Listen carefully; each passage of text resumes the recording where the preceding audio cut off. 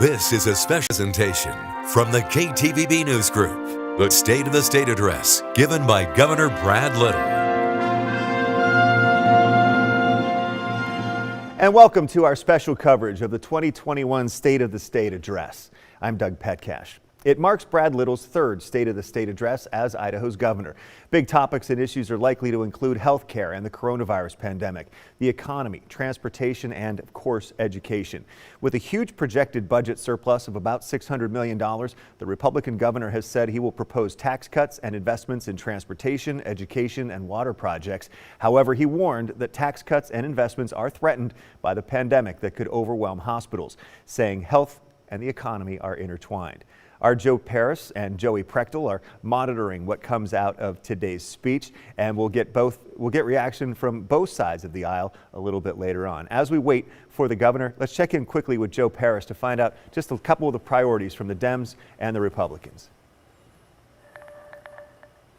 Yeah, Doug, I think there's a lot of attention to really the emergency powers that Governor Little has. As we saw throughout the summertime, we know there was a lot of reaction from Idahoans about their perception and their opinion on how those emergency powers were used. Of course, Governor Little, under the current law, he has the ability to use those executive powers and roll them over continually. Now, that's one thing that did come up, and we're going to actually go right now to Governor. The dark events Let's go to the governor. At the U.S. Capitol last week disturbed us. The violent acts of some overshadowed the peaceful acts of many. Former President George W. Bush aptly described the events as fitting of a banana republic and not our democratic republic. The riots tarnish the shining values America stands for. This is not who we are. Hostility and violence are not an expression of your rights. They are a violation of everyone else's. While we should be celebrating the openness of our government, a fence is being erected around the U.S. Capitol. I mourn the loss of life and the loss of access and what it means for future generations of Americans. But I believe we the people have the power to form a more perfect union. How? By condemning the upheaval and not defending or denying it.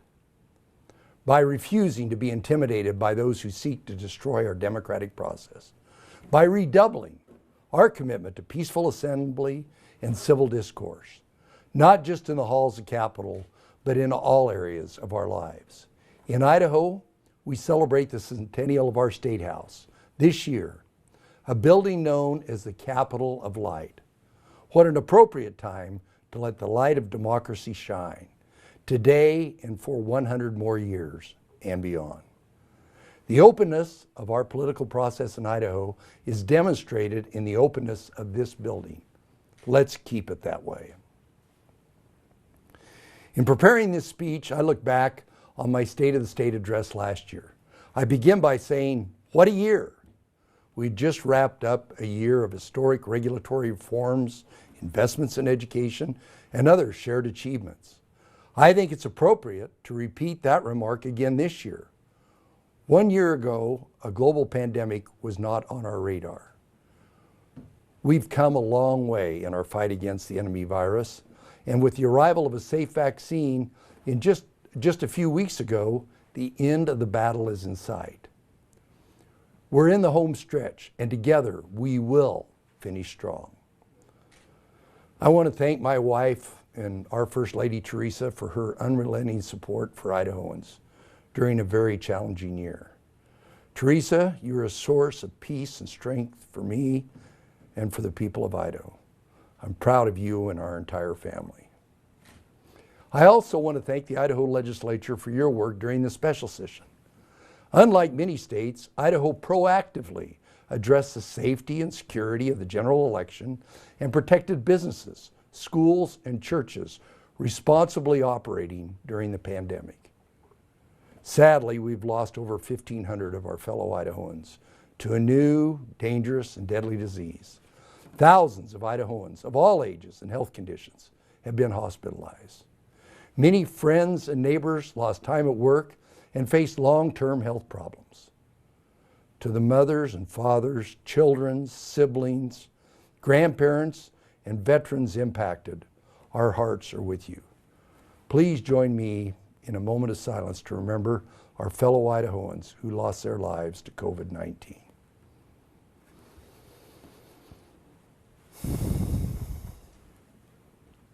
Throughout the pandemic, the men and women in scrubs have been nothing short of heroic. Idaho's nurses, doctors, and healthcare workers put their own safety on the line, pulling extra shifts to care for the influx of COVID-19 patients in our hospitals. Idaho's hospitals continue to do an excellent job of sharing resources and shifting operations to prevent a crisis. They have also shared the reality of COVID-19. They are telling the stories of COVID-19 patients, the stories of people whose organs are shutting down from an aggressive disease, the stories of young, healthy people who ended up on life support, the stories of veterans who fought enemies overseas only to suffer from a new invisible enemy here in their community. They are telling the stories of exhausted doctors and nurses caring for patients who cannot be with their families. The COVID reality is heartbreaking. To Idaho's hospital and healthcare workers, thank you. The pandemic turned our work lives, social lives, and home lives upside down. It pushed our healthcare, education, and unemployment systems to new lengths. It divided Americans in our individual views of the severity of the disease and how we should respond to it. But the pandemic also reminds us that in troubled times, we have choices.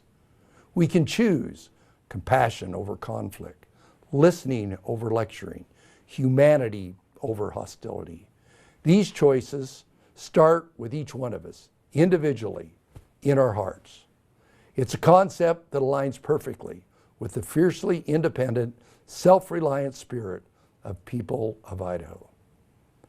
I choose to remember the historic year by the innumerable acts of kindness displayed by many Idahoans over the acts of aggression by a few.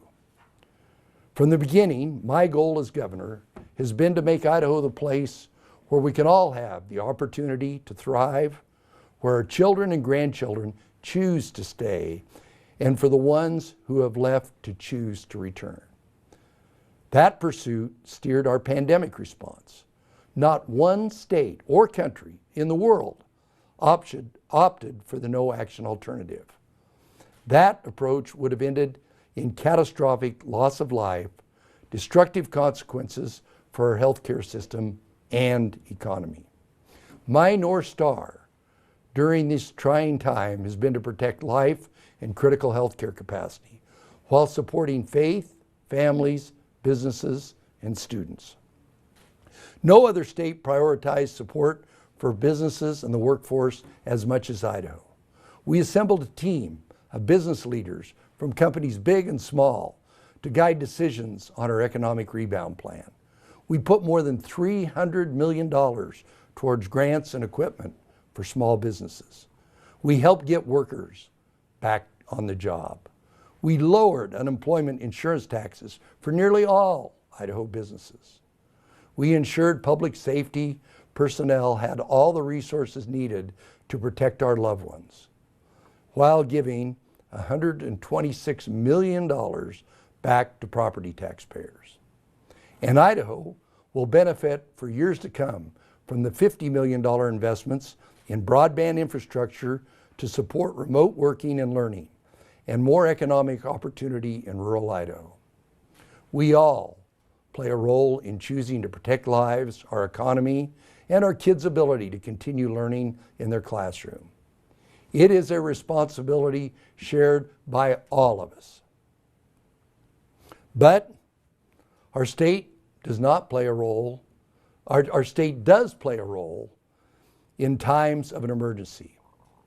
We increased and expedited COVID-19 testing and took other steps to reduce exposure to the new disease. We raised capacity at the state lab to more quickly turn around results from an increased number of tests administered in schools and long-term care facilities. We enabled pharmacists to administer testing and vaccination. Our staged economic rebound had one goal: to protect lives and prevent a crisis in our hospitals while the economy could move forward. Businesses and places of worship in Idaho have been open longer than almost every other state during the pandemic. The statewide public health orders, guidelines, and recommended protocols have made available and for each one of us to choose to follow so that Idaho can stay open. In order to protect lives, we needed to elevate healthcare capacity so we could all continue to access care. To minimize the time COVID-19 patients spend in the hospital, we allocated new and effective treatments. To better protect residents of long-term care facilities, we designated COVID-only facilities and put millions towards testing of facility workers. In the spring, Idahoans collectively slowed the spread of the disease while we worked to prepare our healthcare system. It worked. Hospitals, clinics, and first responders received more resources and staff to handle an influx of patients. We cut red tape to expand access to more medical professionals. It worked. We licensed 1,100 more nursing professionals since last spring. And we lifted regulations to expand telehealth access. It worked.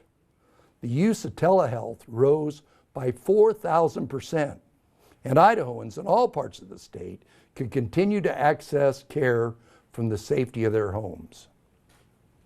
The pandemic opened the door to great advances in telehealth access. Let's work together to make these red tape cuts permanent. I also activated the Idaho National Guard to increase healthcare capacity. The Guardsmen are deployed across the state to help with testing, decontamination, and planning, and they're assisting with critical vaccine distribution. Our men and women in the Guard are always prepared to serve, especially in a time of emergency. We are deeply grateful for their service. Members of the 7 public health boards made courageous decisions in the face of heated opposition. They have my support. Mayors, county and city officials, and school board members also made very tough decisions. These local leaders labored late into the evening. They navigated new technologies to inform the public. They wrestled with decisions they knew would draw criticism. Thank you. Unlike many other states, almost all Idaho school districts are delivering full or partial in-person instruction. For months, teachers and others have accommodated changes in the delivery of education under uncertain time frames. I join many in expressing my deep appreciation to those who are serving our students during these extraordinary circumstances. To support our school officials, Idaho created a framework to guide local decision-making based on safe school operations, while emphasizing the importance of students to learn in the classroom with their teachers and classmates. We also made historic investments in education, bumping up funding by $300 million, 16% overall, to support students, teachers, families, and safety. Parents continue to do much of the heavy lifting for their children's education during this once-in-a-lifetime pandemic. I know it isn't easy. I know at times it has felt impossible to balance work demands while facilitating online learning for your children at home. Many of you lost paychecks or left your jobs to be there for your children during this unprecedented time. Our $50 million Strong Families, Strong Students initiative supported many of these families by helping them access technology and educational services required for successful at-home learning. Like a tornado, 2020 was damaging and deadly. But with the arrival of a safe vaccine just a few weeks ago, the dark clouds of the pandemic are starting to part. There's an uplifting sense that we may be in the final lap of this race against COVID-19. The finish line is close, but the worst part of the pandemic may not be behind us. We cannot relent in our personal actions to protect everything and everyone we hold dear, especially in the critical weeks and months ahead. Adaptation, determination, and resilience define Idahoans. As we reflect on the momentous year, we are more than ready to look ahead. The state of the state is strong. To keep your children and grandchildren in Idaho, we must continue to lead the nation in economic prosperity. I am not surprised that Idaho ranks first among the states for economic momentum. Idaho ranks first for fiscal solvency and personal income growth.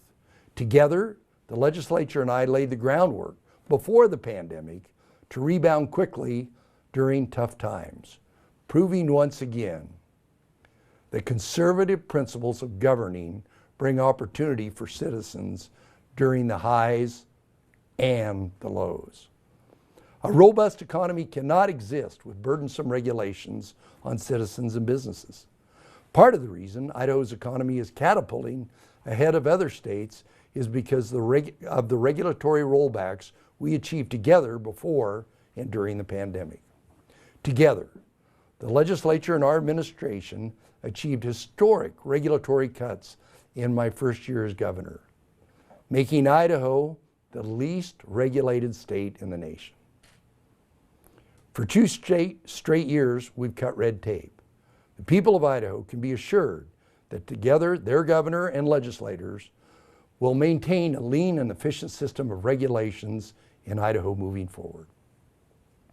Simply put, fiscal conservatism and collaboration between the executive and legislative branches have positioned Idaho to emerge from the pandemic stronger than ever. Together, before COVID-19, the legislature and I were already preparing for an inevitable slowdown of Idaho's economy.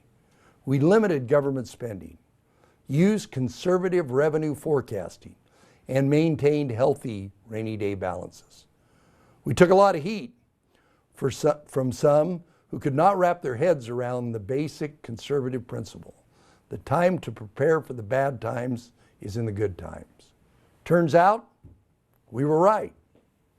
While other states face potential budget cuts of 20 to 40% and more, Idaho is in the enviable position of having record budget surplus. The sound decisions of Idaho leaders in the past have gotten us to where we are today. Let's keep our state on this strong economic trajectory. Together, now is the time to make meaningful investments. I am happy to announce my new plan to put more money back in the pockets of hardworking Idahoans and to make strategic investments to propel our state even further ahead in prosperity. My plan is called Building Idaho's Future. I am proposing more than $450 million in tax relief. This would be among the single largest tax cuts in Idaho history. To get there, I'm proposing $295 million in one-time tax relief and $160 million in permanent tax cuts to boost Idahoans' prosperity while keeping our tax rates competitive and our business climate vibrant. Curbing government spending and returning taxpayer dollars should be the perpetual mission of public servants. I look forward to working with my partners in the legislature to get tax relief across the finish line for our citizens. My plan also shores up millions more in cash payments for small business, on top of the $300 million we directed to small businesses last year. Small business is the backbone of our entire way of life. We are able to achieve tax relief and continued support for small businesses in part because together we cut government spending early on.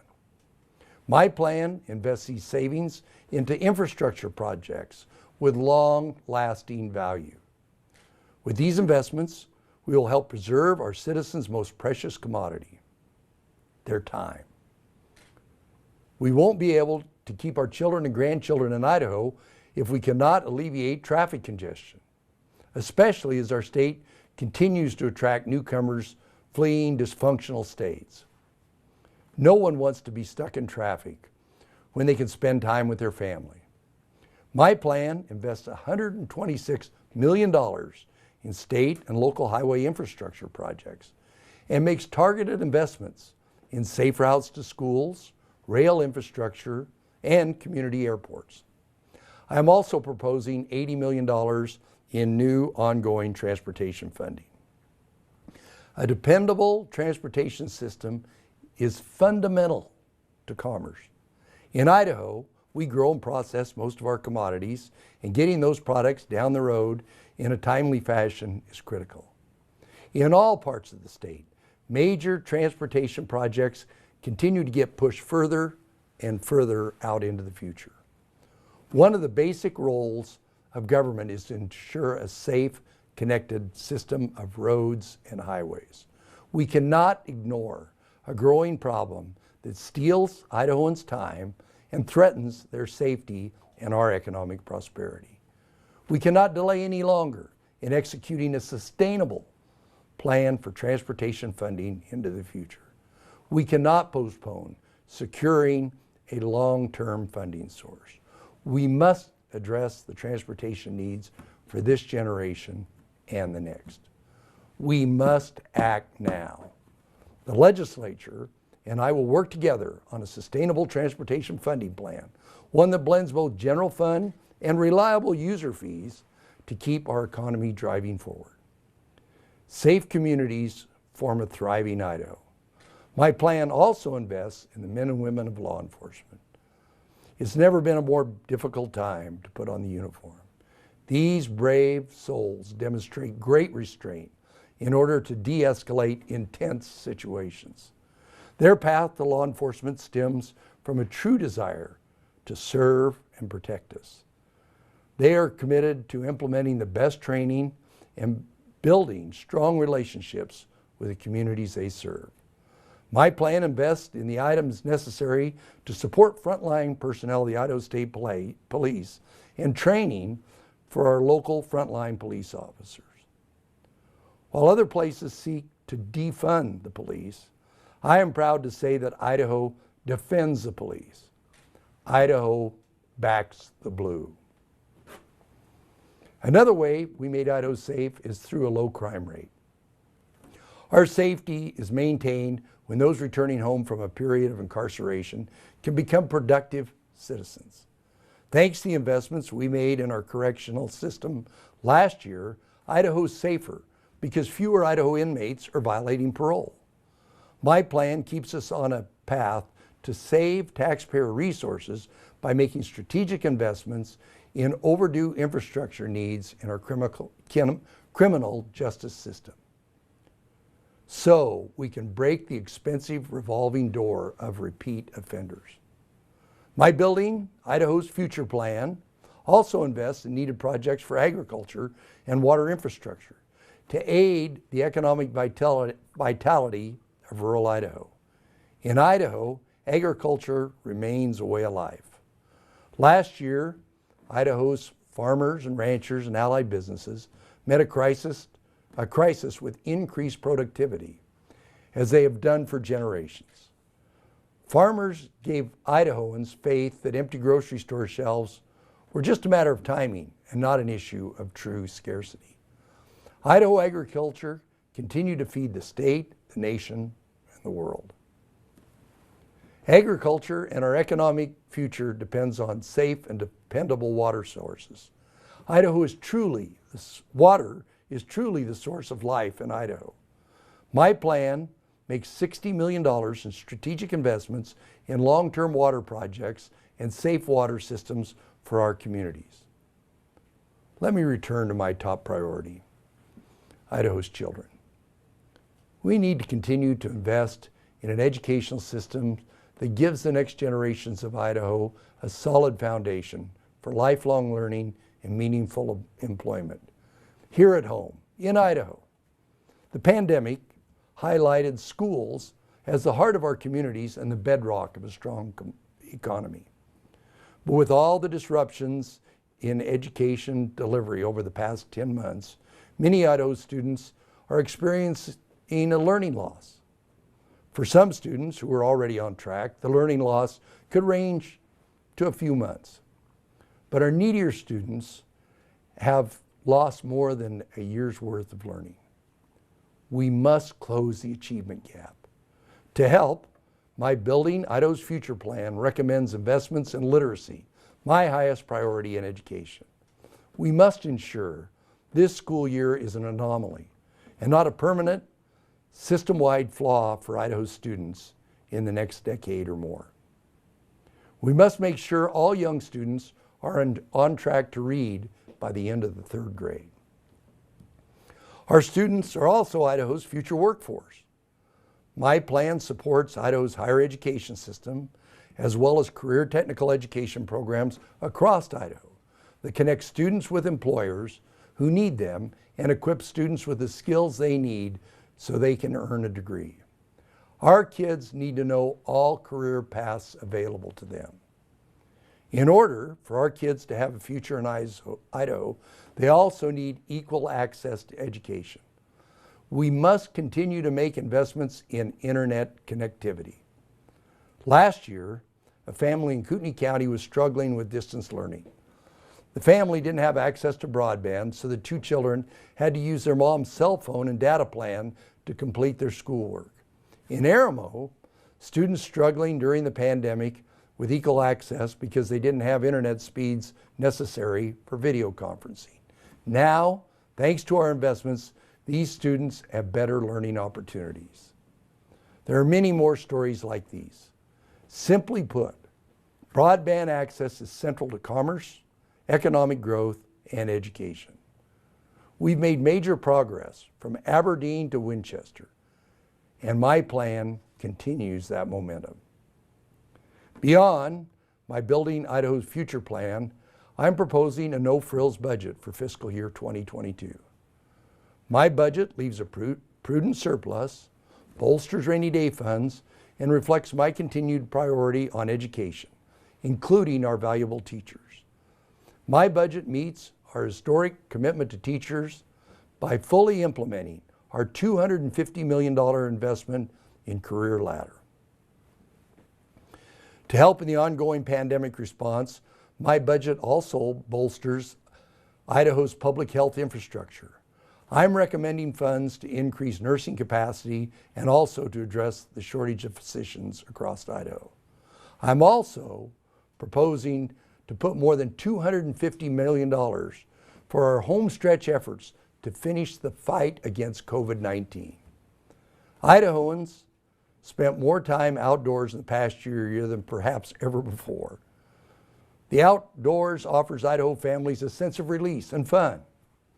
To further improve our quality of life and make Idaho a place where future generations can recreate outdoors, I'm also recommending we ramp up investments to promote healthy lands and reduce wildfire risk.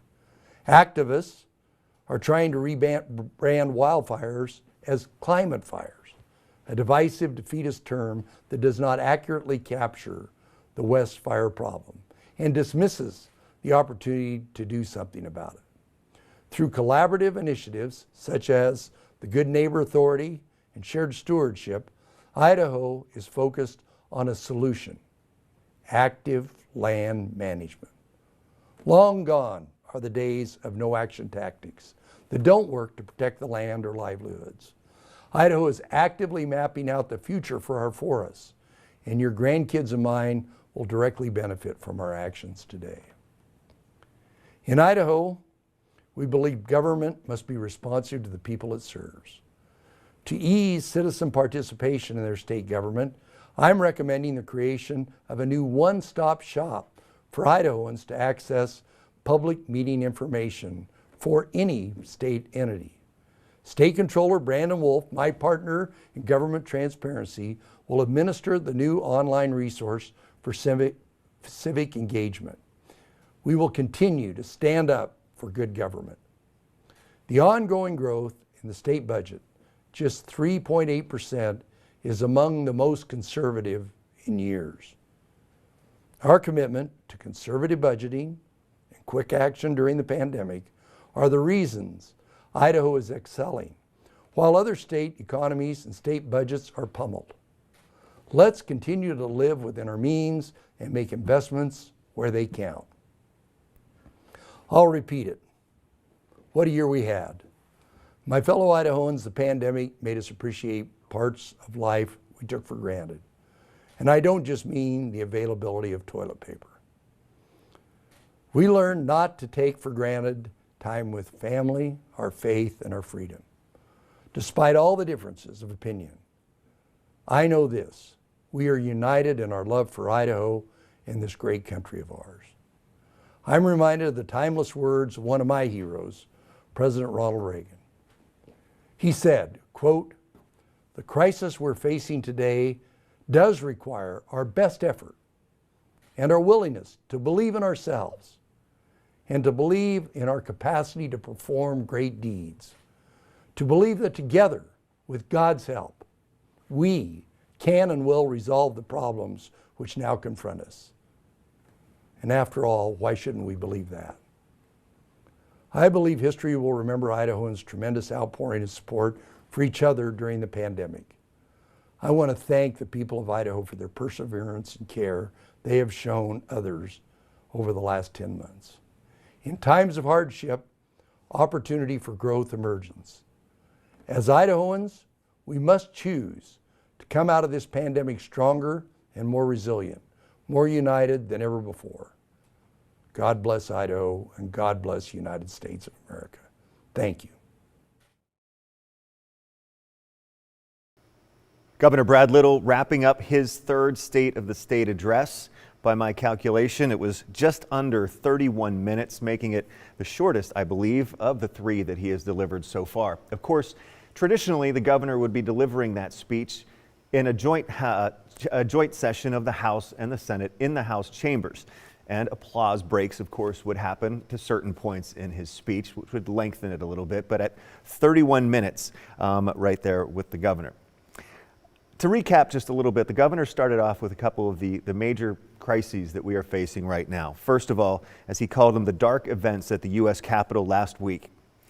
He said, "Hostility and violence are not an expression of your rights. They are a violation of everyone else's. And how do we get through this? By condemning the upheaval, not defending it or denying it, by refusing to be intimidated by those who seek to destroy our country, and by redoubling our commitment to peaceful assembly and civil discourse, not just in the halls of the Capitol, but in all areas of our lives." Then the governor, addressed the ongoing coronavirus pandemic. First of all, by mourning the loss of the more than 1,500 Idahoans who have died of COVID-19 related illnesses and asking for a moment of silence.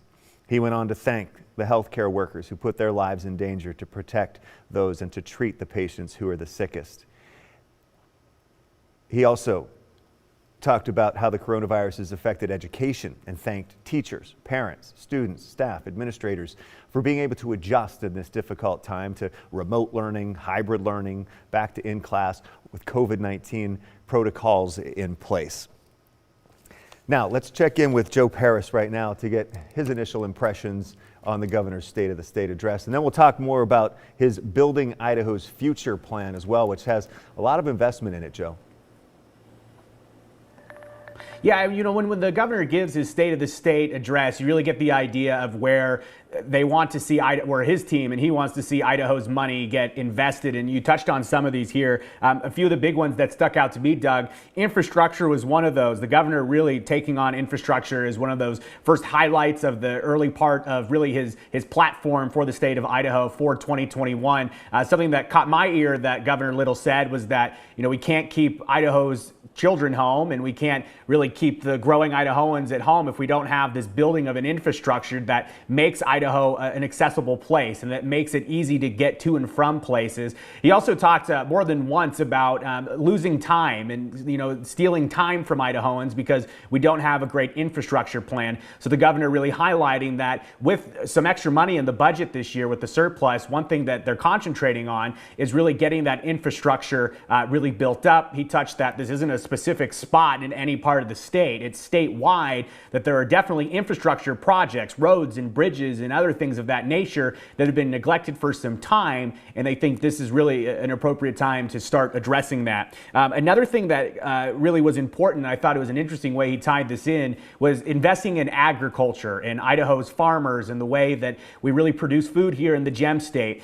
He touched on, in reference to early on in the pandemic back in March and April when our grocery stores were starting to really empty out, he touched on the fact that it wasn't really a supply issue, really going back to the transportation issue there, showing that you just got to get the things to and from places. But he said that Idaho's farmers came through for Idahoans with the amount of products they were out to put out from Idaho farms. Of course, we've profiled stories here on News Channel 7 about the hard work in our ag community. So an area that the governor really wanted to invest in is our agricultural fields. Of course, education, a major topic this year. And one part of education that Governor Little touched on is they want to make sure that the current school year that started back in 2020, it really is an exception and that it's not something that is going to hurt the education system running through. Of course, as we've reported for months, we know that it's been very difficult for some families, many families I should say, to do the remote learning in different parts of Idaho. It's a hard way for some students to learn through a screen.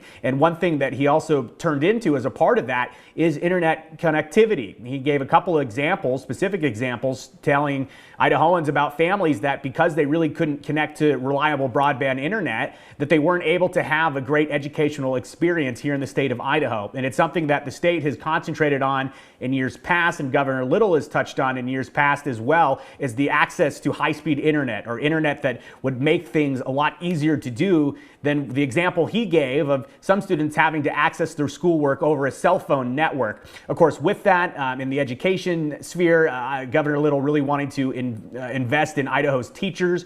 Something that he's talked about for years is that he knows there are top Idaho teachers that leave Idaho because here in Idaho, they just quite simply cannot get the same salary that they can get in some of our neighboring states. We know that some of our top teachers are going to places like Washington and Oregon. It's not that they don't love Idaho, but that they can go teach at a high level and get paid more in our neighboring states. So investing back in education is something that Governor Little really touched on as well. Of course, he talked about the budget and investing further on in the COVID pandemic, millions of dollars he's put aside that he's really hoping may be kind of the end balance that may be required to really help Idaho push through. We know that the states will be getting some money from the federal government in the coming weeks as a part of the latest CARES Act there, Doug. And then one thing that really caught my ear is that he talked about this Transparent Idaho project with the state controller, Brandon Wolf, where they want to have what he called a one-stop shop for open records and public records for people to go access. And I'm curious what that will look like. We're going to have to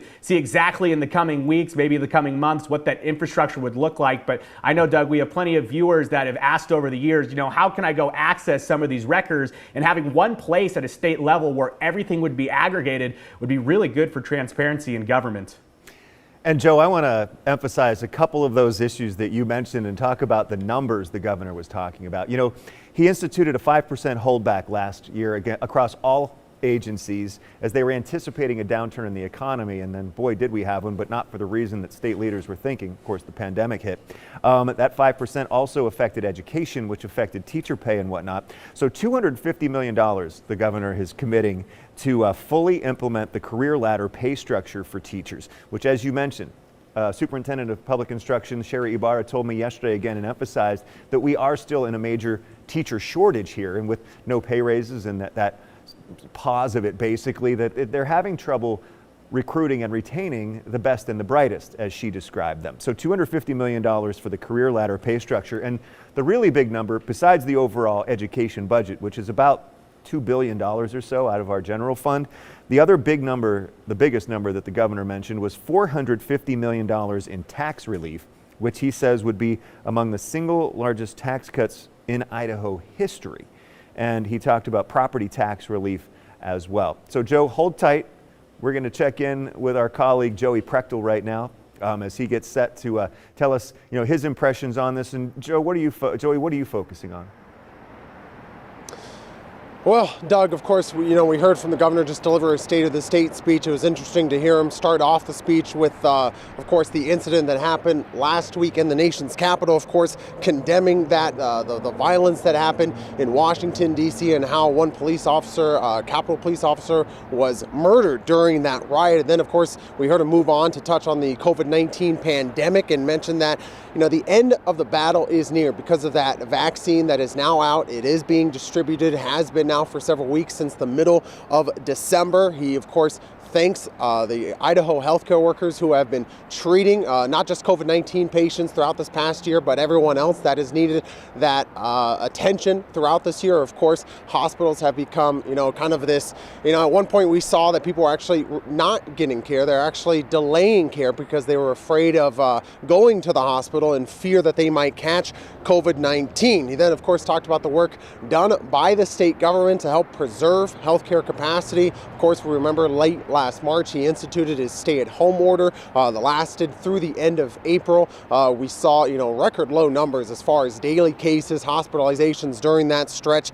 And then he touched on how, moving forward, how he really wanted to make sure that Idaho's economy recovers and continues to prosper. Now, he said that the state's economy is in good position right now because of the regulations that he and the legislature actually rolled back prior to the pandemic. He actually, championed conservative principles because he said that Idaho is in this envious state where, of course, we have this massive $600 million budget surplus compared to some other states who are actually facing budget deficits. Now, after all of this, he touched on his new plan moving forward for the state's budget, calling it Building Idaho's Future. And as you mentioned already, Doug, it proposes $450 million in tax cuts. Of course, one of the largest tax cuts that the state of Idaho has ever seen in its entire history. Now, some of this is going to be ongoing tax cuts and tax relief. Others is just going to be a one-time tax cut. So it could be a mix.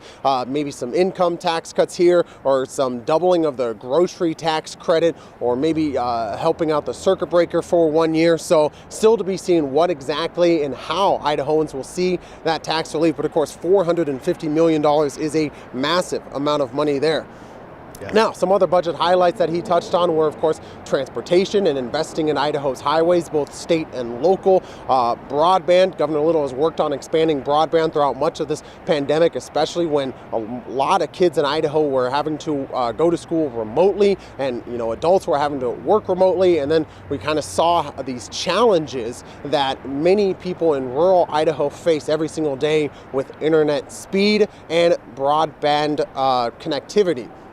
So, of course, he touches on that as well. And then, of course, education, saying that Idaho's children are his top priority. Now, his budget calls for investing in literacy and making sure that each kid in Idaho can read by the end of third grade. And he also calls for fully implementing the career ladder, the $250 million geared towards that in order to help pay teachers and, of course, increase pay for some of Idaho's most experienced teachers. So his budget calls for a lot, especially too with adding to the budget surplus, adding to the rainy day funds. Again, Governor Little really touching on the conservative principles that have put Idaho in a good position now, again, with that $600 million surplus. So we're going to wait to hear more from the governor in just a little bit. We're going to get a chance to get a Q&A session with him, and then we're going to get a chance to also hear from the top Republicans in the House to hear their thoughts on the governor's State of the State address, and then also we're going to get a chance to hear from the top Democrats in both the House and the Senate to get their thoughts. So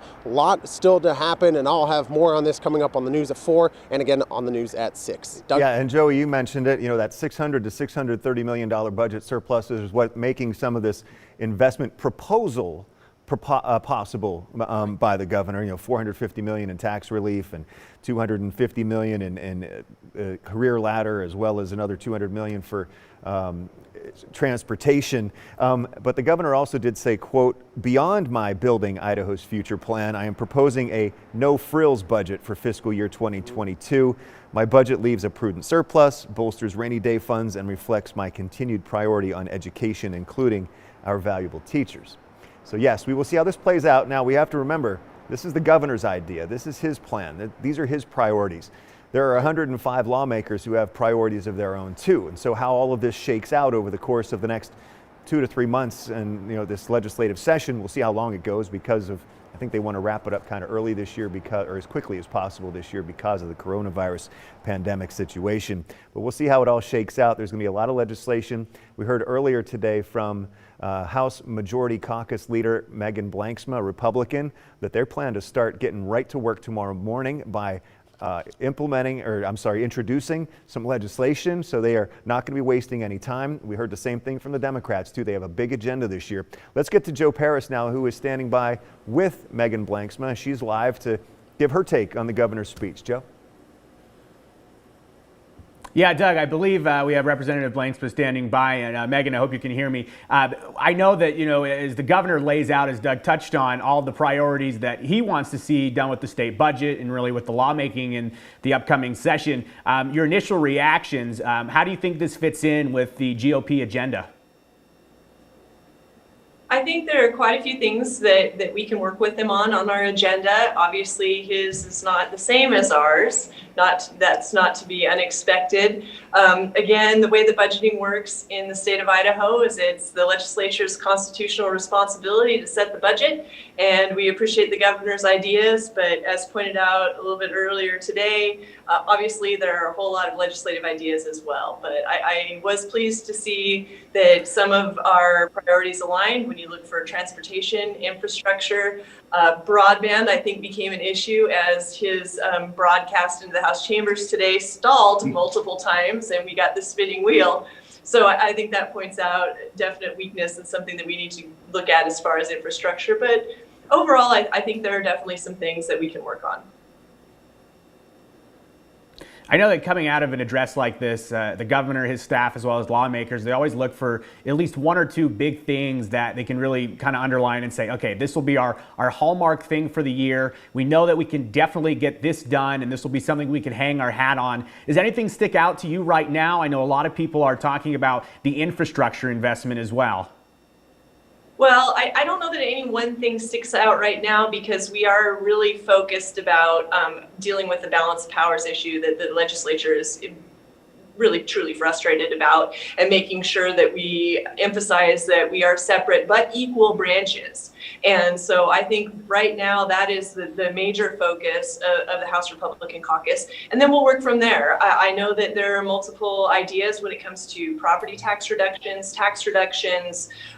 transparency in property taxes. I think that's something that we've worked on in the interim, and I think it would be very valuable. So there are some things in there I think that we could really work together on. Transportation, again, broadband infrastructure. I think it just really remains to be seen what that policy looks like. Of course, education has been a really big topic over the last few years. We know when Governor Little won the election a few years back, he talked about education being a top priority. Of course, touching on the state of the state, you just mentioned that the broadband access that I know Idahoans want to invest in. On the topic of education, is there anything the governor might have not mentioned as an address, or maybe something that the GOP wanted to do differently on the terms of education that Governor Little referenced? Well, I think there has been a concern overall with maybe a loss in literacy levels for those elementary school kids where it's so valuable. But I also think that there's been a substantial interest in figuring out how money is allocated. I mean, we've got quite a few students that are now online and are not in person at schools, be it because the schools decided to go part-time or because the parents and the children have decided not to attend and to do that via the internet. So I think there's going to be some legitimate discussions on how that money is allocated and how that money would follow the child and how we fund these things going forward, because we have definitely, the speaker likes to say it a lot, we've stress tested the system and there are definitely places that have been found wanting. So I think we've got quite a hill to climb. I know the speech just ended a few moments ago, and a lot of the stuff you'll have to go through and look through with the rest of the House leadership. But I'm curious of your opinion. How would you evaluate Governor Little's State of the State this year compared to the previous two he's done? I don't know. It's a state of the state. I wish I had something clever to tell you, but state of the state. We appreciate that the governor has given us his list of priorities and understand that he respects the fact that we do indeed set the budget. So while he has his priorities set forward, I look to our team members on the Joint Finance and Appropriations Committee to dig deep into the budget and find where we can effectively use taxpayer dollars. And when we talked with you on the news at noon, I guess an hour ago or so, one thing you had mentioned, as Doug referenced, is that Republican lawmakers are ready to hit the ground running tomorrow. This isn't going to be a situation this year where there's kind of like this dead period for the first few weeks of the session. Any ideas of where the Republicans want to start going here this first week? I think that you're going to see that balance of powers issue come right up tomorrow morning. That would be my prediction. And if you look at the agenda for state affairs, I'm pretty sure that I'll be good with that prediction. But I think that what's important, and part of it was because of COVID, is that a lot of lawmakers, because of their desire to help their constituents and feeling locked out of the process, they really got together in working groups and have worked on legislation throughout the interim. So because that stuff has already been done, those working groups have already been done, there's a lot of legislation out there that is ready to go at the front of the session rather than working on it during the early month of the session. Majority Caucus Chair, Republican Megan Blanksma, joining us here right after the State of the State. Representative Blanksma, thank you so much for your time. I know we'll be checking you in with the rest of the GOP later on this afternoon, but appreciate your time here. Thank you, Joe. We'll see you. Thank you. And Doug, I know that you may be asking, people may be asking, are we going to hear from the Democrats here in the next few minutes? I've been trying to coordinate with them. I know there's a lot of moving pieces right now. Of course, are also trying to coordinate our interviews virtually here this year. So we may not hear from the Democrats here in the next few minutes, but I know that they are going to have a press conference here this afternoon that we will be covering closely. So we will be having both sides here this afternoon. Just the way scheduling works out right now, Representative Blanksma was able to escape real quickly for an interview. Again, though, as Representative Blanksma touched on, Doug, I know that balancing of power that's been talked about for months, really a sore issue, you could say, for some people. Really the emergency power situation that has really developed from March on. I knew this was going to be a big thing this year. I think most people knew this was going to be a big thing this year. But to hear Representative Blanksma talk about it being something they start focusing on tomorrow was really interesting to me. Yeah, Joe, Speaker Bedke told me a couple of weeks ago on Viewpoint that it will come up very early in the session. They want to get that taken care of because they really believe that the legislature is the budget setting body, and they've had no say in how any of the $1.25 billion worth of coronavirus relief money from the CARES Act from the federal government has been spent. That's been the governor and his coronavirus advisory committee, and so they want to have a role in that. Well, we're getting a second stimulus. Idaho will be getting money, so it could be coming, soon, any day now, really. So during the legislative session, so we'll see how that plays out as well in the doling out of that new batch of federal money. And I know that you're working to get those interviews set up. So I want to just go back a little bit now and hear a couple of the things that the governor had to say in his speech today. Again, it was about 31 minutes. Now, the governor has faced criticism from both sides on his handling of the coronavirus pandemic. Some believe he went way too far in restrictions to keep people safe and to keep hospital capacity open. Others believe he didn't go far enough and put people in danger. His quote today was, "My North Star during this trying time has been to protect life and critical healthcare capacity while supporting faith, families, businesses, and students." Here's what he had to say near the beginning of the State of the State address today in regards to the healthcare system and healthcare workers' response to dealing with the COVID-19 pandemic. Idaho's hospitals continue to do an excellent job of sharing resources and shifting operations to prevent a crisis. They have also shared the reality of COVID-19. They are telling the stories of COVID-19 patients, the stories of people whose organs are shutting down from an aggressive disease, the stories of young, healthy people who ended up on life support, the stories of veterans who fought enemies overseas only to suffer from a new invisible enemy here in their community. They're telling the stories of exhausted doctors and nurses caring for patients who cannot be with their families. Now, right at the beginning of the speech, I'm talking the second sentence in it, the governor addressed the unrest and riots at the U.S. Capitol last Wednesday by saying the dark events at the U.S. Capitol last week disturbed us. Here's more. The dark events at the U.S. Capitol last week disturbed us. The violent acts of some overshadowed the peaceful acts of many.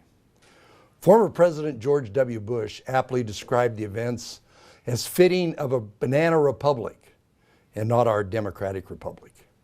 The riots tarnish the shining values America stands for. And sometimes timing really does work out. Let's get right back to Joe Paris, who now is sitting by ready to talk with the, not quite yet, timing just a little bit off, but he is arranging the interview right now by Zoom with House Minority Leader Representative Ilana Rubel of Boise, and now we're ready to get to Joe for that interview. Hey, Joe. Hey, yes, hey, Doug. Yes, we're coordinating everything on the fly. Of course, everything in flux right after the State of the State address from Governor Little. I have House Minority Leader Ilana Rubel on our show with us right now. Representative Rubel, I hope you can hear me. Real quickly, I guess your first reactions, what were your takeaways from the governor's State of the State here? Well, at the outset, I really appreciated his call for civility and civil discourse after what we saw happen last August here and what we saw at the U.S. Capitol last week. I really appreciate him shouting out for an end to the madness and for us all to resolve our differences in open discussion like adults. So, I really appreciated that. There were some other bright lights, I thought. I was really happy to hear about restoring funding for education and restoring the agency cutbacks, because I think, and funding Medicaid. That was a biggie. A lot of people lost their jobs in this downturn, and a lot of people needed medical help with COVID. And so we really need to make sure that Medicaid is up and running so that we're not kicking people who just lost their jobs off their health care as well in the middle of a deadly pandemic. So there were some bright spots in there. I'm reserving judgment till I hear more about some of the proposals on the tax cuts. I'm for tax cuts, but I want to make sure they're tax cuts that go to people who need it. And I sort of read between the lines that maybe what they're talking about may be tax cuts for the well-heeled and well-connected, perhaps more than for working families. So we will be vigilant on that. Of the topics that were not mentioned during the governor's State of the State, did anything stick out to you as a priority for Idaho Democrats going forward that Governor Little just didn't reference? Yeah, one of the things that I would have liked to hear something about is criminal justice reform. This is something near and dear to my heart. I think it's been a long problem on a lot of fronts. We are the top incarcerator in the West. We're still the only place that criminalizes industrial hemp and all of these other things. I mean, we are locking up so many people for so long. It's costing us a fortune. It's ruining lives. I think everybody knows that we're long overdue to be addressing that. And I didn't hear anything on that front. Doesn't mean he's necessarily opposed, but it didn't sound like it made the priority list for the State of the State, at least. And we spoke with the Majority Caucus Chair just a few minutes ago, Representative Blanksma. She indicated real quickly that the Republicans are ready to hit the ground running tomorrow with balancing executive powers. Real quickly, before we let you go, what is the number one priority for the Democrats getting rolling here this first week? Making sure that working families have what they need to thrive after the pandemic, that broadband access, restoration of school funding, robust education, access to healthcare, the real meat and potatoes issues that they need to get on with their lives. We're less concerned about, grabbing power from the governor or whatever. We're really more concerned about making sure people are doing well in their day-to-day lives. House Minority Leader Ilana Rubel, thank you so much for joining us here at noon. And Doug, I know we're short for time here, but we will have more coverage coming up starting first at 4 o'clock. Yes, absolutely. And of course on ktvb.com as well and on our mobile news app. Joe, thank you very much. So today we heard kind of a two-part speech, if you will. The governor reflecting on the coronavirus pandemic and those who have helped guide us through it and those who have been dealt such deadly blows because of the virus. Also, the unrest at the Capitol, saying basically that we can be better as Americans and we can come together through times like these. He unveiled his new Building Idaho's Future plan, which calls for $450 million in tax cuts, major investment, $250 million towards restoring and completely implementing the career ladder for teacher pay, as well as about $200 million in investment in infrastructure such as highways, railways, and water projects. And the governor ended his speech with this: "In times of hardship, opportunity for growth emerges. As Idahoans, we must choose to come out of the pandemic stronger, more resilient, and more united than ever before." Much more coverage on ktvb.com and on our newscast starting on the news at 4. Have a great day, everyone. Thanks for joining us for our special coverage of the Governor's State of the State Address.